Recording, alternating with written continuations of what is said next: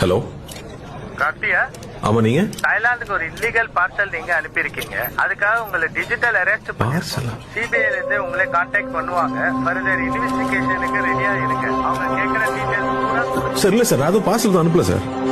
நீ கொஞ்சம் செக் பண்ணி பாருங்களேன் ப்ளீஸ். என்னடா என்னாச்சு? நான் ஏதோ கொரியர்ல ட்ரக்ஸ் அனுப்பிச்சிருக்கேன், தாய்லாந்துல மாட்டிக்கிச்சு, டிஜிட்டல் அரெஸ்ட் சொல்றானுங்க. முதல்ல போனை கட் பண்ணு. இன்னும் கொஞ்ச நேரத்துல ஃபுல் செட்டப்போட வீடியோ கால்லயே வருவான். சிபிஐ ஆபீசர் பேசுறேன், இதை பத்தி வெளியில யார்கிட்டையும் சொல்லக்கூடாதுன்னு சொல்லுவான். உன் Aadhaar number, bank account number வரைக்கும் எல்லா டீட்டெயிலையும் புட்டு புட்டு வைப்பான். ஸ்கேம் கால்டு அது. ஸ்கேம்.